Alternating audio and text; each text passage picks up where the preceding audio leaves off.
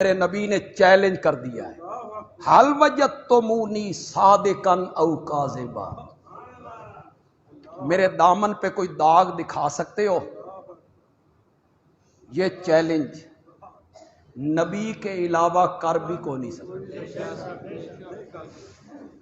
کوئی عالم، کوئی پیر، کوئی ولی، کوئی فقیہ، کوئی مفتی، کوئی مفسر، کوئی محدث، کوئی تابعی، کوئی صحابی۔ آج میں ایک بات کی وضاحت کروں یہاں، ہم اہل سنت جو ہیں نا، ہم صحابہ کو گناہوں سے معصوم نہیں مانتے نا۔ اہل سنت کا کوئی نظریہ نہیں کہ صحابہ گناہ نہیں کر سکتے، یہ ہمارا نظریہ نہیں۔ ہمارا نظریہ یہ ہے انبیاء سے گناہوں کا صدور ناممکن ہے، ناممکن ہے نبیوں سے۔ صحابہ انسان ہیں، بشری تقاضے کے مطابق ان سے گناہ کا صدور ممکن ہے۔ کیا کہا ہے میں نے؟ بڑے تول تول کے میں نے لفظ بولے۔ وہ گناہ کرتے رہتے ہیں، یہ نہیں کہا۔ گناہوں کا صدور کیا ہے؟ ممکن۔ نبیوں سے بس یہ فرق ہے، نبیوں سے ممکن نہیں، صحابہ سے ممکن ہے۔ انسان ہے، کوئی گناہ ہو جائے، غلطی ہو جائے، ہوئی بھی صحیح، ہوئی بھی، لیکن رب نے قرآن میں کہا لہم مغفرۃ ورزق کریم، یہ تیرے یار ہیں، انسان ہیں، بشری تقاضے کے مطابق ان سے غلطی بھی ہو سکتی ہے، گناہ بھی ہو سکتا ہے، لیکن ہوئے جو تیرے یار، اس لیے میں قرآن میں اعلان کرتا ہوں لہم مغفرۃ، یہ غلطیاں بعد میں کریں گے، میں معافی کا اعلان پہلے کر دیتا ہوں۔ لہم مغفرۃ ورزق کریم۔ یہ پچھلے دنوں جو ایک چینل پر ایک اینکر نے میراثی اور کنجروں کا پروگرام، اور وہ میراثی اور کنجر اور وہ لوگ ایک موبائل کے پیچھے بھاگ رہے ہیں، کسی بندے کا موبائل گر گیا، وہ سارے بھاگ رہے ہیں، اور وہ اینکر کہتا ہے یہ ہے اخلاقی گراوٹ کہ ایک موبائل گرا ہے اور سب اس کے پیچھے بھاگ رہے ہیں۔ ان لوگوں نے یہی کچھ جنگ احد میں کیا تھا جی، ان لوگوں نے۔ کن کو تشبیہ دے رہے ہو بھائی؟ صحابہ سے۔ یہ موبائل گرا ہے جناب، اس گرے ہوئے موبائل کے پیچھے بھاگ رہے ہیں اور وہ مال غنیمت اکٹھی کر رہے ہیں۔ اچھا تو یار پڑھا لکھا آدمی ہے، تن اتنی بھی سمجھ نہیں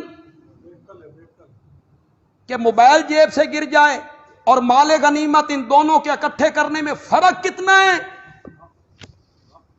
تو نے مال غنیمت کا اکٹھا کرنا، اس موبائل کے پیچھے دوڑنے والوں کے ساتھ تو نے انہیں تشبیہ دی۔ اگر مطالعہ نہیں ہوتا، اگر تم نے قرآن حدیث نہیں پڑھی، تو پھر ضروری نہیں ہے کہ ایسے معاملات میں آپ ٹانگ اڑائیں۔ بڑے میدان کھلے ہیں اور جو بیان کرنا ہے کرتے رہو۔ تمہیں کون بتائے کہ جن صحابہ سے وہ اجتہادی غلطی ہوئی تھی اور انہوں نے درہ چھوڑ دیا تھا، وہ 40 صحابہ، ان کے بارے میں قرآن نے کہا وَلَقَدْ عَفَا اللَّهُ عَنْهُمْ۔ عام میں سے جو عربی جاننے والے لوگ ہیں، عفا ماضی کا صیغہ ہے، ماضی کے صیغے پر جب قد آ جائے معنی قسم کا ہو جاتا ہے، پھر لام تاکید کے لیے، اللہ اکبر۔ مولا تو ویسے ہی کہہ دیتا، تو رب العرش جو ہوا، ایڈی تاکید کرنیاں، ایڈیاں قسماں چانیاں۔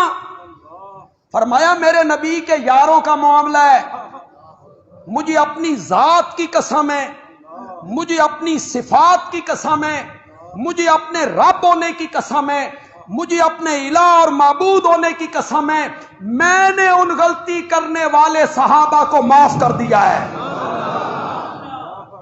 جناب اسے پڑھیے، قرآن کا مطالعہ کیجئے، تاریخ کے پیچھے مت بھاگیے، تمہاری معلومات صرف تاریخ تک ہوتی ہیں، اور تم جن لوگوں سے متاثر ہو نا وہ دشمن صحابہ ہیں، ان سے متاثر ہو تم۔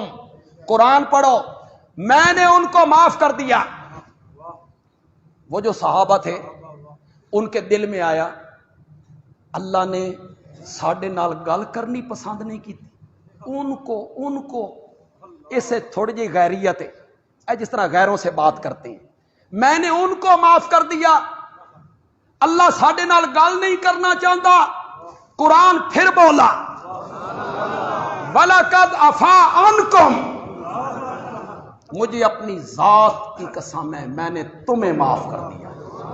اب اللہ نے صحابہ کو مخاطب کر لیا، فَاعْفُ عَنْهُمْ، میرے پیارے پیغمبر انہوں نے درہ چھوڑا، اجتہادی غلطی ہو گئی، نقصان ہوا میرے دین کا، انہوں نے درہ چھوڑا، نقصان ہوا آپ کا دانت مبارک ٹوٹ گیا، سر مبارک زخمی ہو گیا، آپ ایک گڑھے میں گر گئے، 70 صحابہ شہید ہو گئے، آپ کے چچا کے جسم کے 12 ٹکڑے ہو گئے، یا نقصان ہوا میرے دین کا یا نقصان ہوا آپ کا، فاعف عنہم، میں نے معاف کر دیا ہے، میرے پیغمبر تو بھی معاف کر دے، واستغفر لہم، ان کے لیے بخشش بھی مانگ، اور یہ بھی نہیں کہ ان سے غلطی ہوئی ہے آئندہ ان سے مشورہ نہیں لینا، نا، شاورہم فی الامر، آئندہ اپنے مشوروں میں ان کو شامل بھی کرنا۔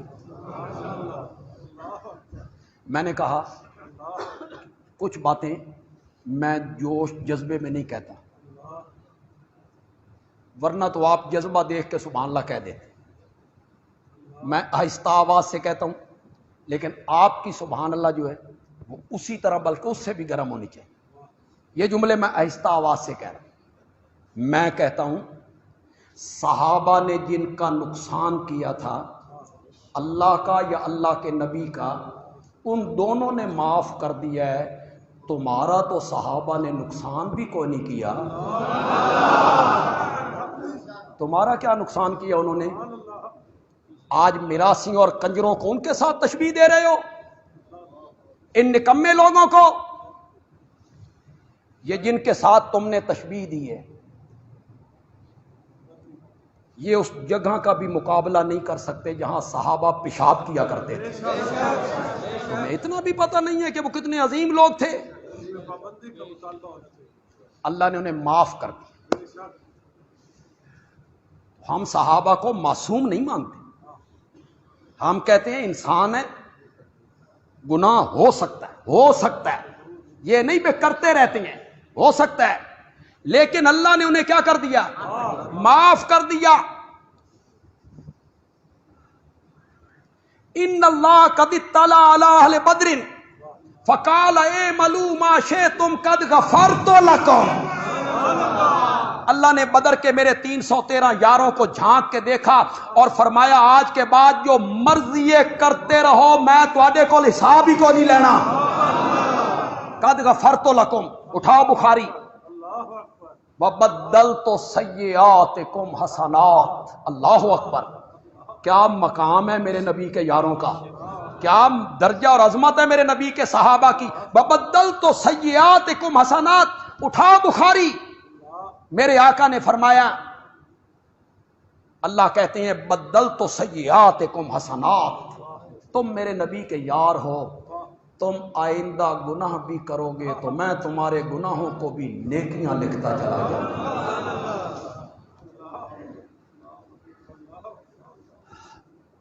بندے حیران ہوتے ہیں، بندہ کرے گناہ اور لکھی جائیں نیکیاں، یہ کیسے ہو سکتا ہے؟ میں اسے سمجھاتا ہوں۔ آج میں چونکہ نئے لوگوں سے مخاطب ہوں، یہ میرا رومال ہے، یہ پلیت ہو گیا، اس کو نجاست لگ گئی، بالٹی میں پانی ہے، گھڑے میں، بالٹی میں محدود، میں نے اس کے اندر ڈالا، اندر ہی اندر مل دیا، پاک ہو گیا؟ پانی بھی کیا ہو گیا؟ اس کی نجاست نے اس کو کیا کر دیا؟ میں آیا دریا کے کنارے، میں آیا نہر کے کنارے، میں آیا سمندر کے کنارے، میں نے اس میں رومال ڈالا دریا میں، اندر ہی اندر مل دیا، نکالا، اس کی پلیتی نے سمندر کے پانی کو ناپاک کر دیا؟ سمندر کا پانی اسی طرح پاک رہا۔ میرا جملہ پسند آ جائے تو پھر اس طرح سبحان اللہ کہیں کہ مسجد گونج اٹھے۔ تیری اور میری نیکیوں کی مثال گھڑے کے پانی کی طرح ہے، اور صحابہ کی نیکیوں کی مثال سمندر کے پانی کی طرح ہے۔ اس میں کبھی گناہ آ بھی گیا، اس گناہ نے ان کو خراب نہیں کیا۔ وَبَدَّلْتُ سَيِّئَاتِكُمْ حَسَنَاتٍ، میں نے تمہارے گناہوں کو بھی نیکیوں میں تبدیل کر کے رکھا۔ نعرہ تکبیر، نعرہ صحابہ، مولانا تعالیٰ بلادی صاحب، جمعیت شاہ توحید و سنت۔ میرا یہ موضوع نہیں، یہ درمیان میں ایک بات آ گئی تو میں نے کر دی۔ ہم صحابہ کو معصوم نہیں مانتے، ان سے گناہ کا صدور ممکن ہے۔ میں اہل سنت کا نظریہ پیش کر رہا ہوں، میں کوئی تنقیدی بات نہیں کرنا چاہتا، بس ایک جملہ کہنا چاہتا ہوں۔ اور جو آپ میں صاحب علم لوگ ہیں جنہوں نے مختلف مسالک کو پڑھا ہے، اہل تشیع کا کیا نظریہ ہے، اہل سنت کا کیا نظریہ ہے، مختلف مسالک کو پڑھا ہے انہوں نے، وہ انشاءاللہ بڑا محظوظ ہوں گے۔ اگر ان کو سمجھ آ جائے تو وہ سبحان اللہ کہہ دے۔ گناہوں سے معصوم ہونا، معصوم عن الخطا والعصیان ہونا، چھوٹے بڑے گناہوں سے معصوم ہونا، یہ صفت امامت کی نئی نبوت کی ہے۔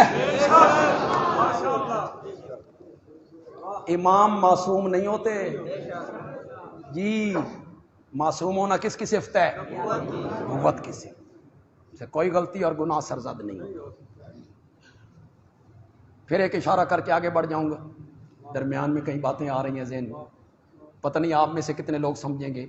اور اگر تجھے اصرار ہے کہ امام گناہوں سے معصوم ہوتے ہیں، اگر تو اس بات پہ پختہ ہے، تیری ضد یہی ہے کہ نہیں امام گناہوں سے معصوم ہوتے ہیں، تو پھر بندیالوی کہتا ہے تیرے ایک امام نے نہیں، 2 اماموں نے معاویہ کے ہاتھ پر بیعت کر رکھی ہے۔ اگر وہ غلطی نہیں کرتے نا تو پھر ماننا، جس کو حسنین کریمین نے اپنا امام مانا اسے ماننا۔ آج اہل سنت کے علماء کہتے ہیں ہم سیاست معاویہ کو نہیں مانتے۔ انہوں نے سمجھا پاکستان والی سیاست، واہ، سیاست معاویہ کا نعرہ لگتا ہے تو اس سے کیا مراد ہوتا ہے؟ یہ پاکستان والی سیاست یا حضرت علی کے مقابلے میں آنے والی سیاست؟ اوے اللہ کے بندو، خوف خدا کرو۔ تو نہیں مانتا تو نہ مان، سیاست معاویہ کو نہیں مانتا نہ مان۔ حضرت علی کے دونوں بیٹوں نے سیاست معاویہ کو مانا ہے۔ 40 سال حکومت کی،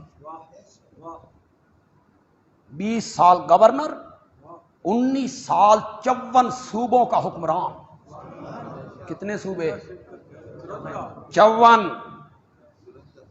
اور 54 صوبوں میں اللہ اکبر، کوئی ایک کلمہ پڑھنے والا ایسا نہیں جس نے معاویہ کے ہاتھ پر بیعت نہ کی۔ اتفاق ہو گیا ہے معاویہ کی شخصیت، عدل و انصاف سے دنیا کو بھر دیا۔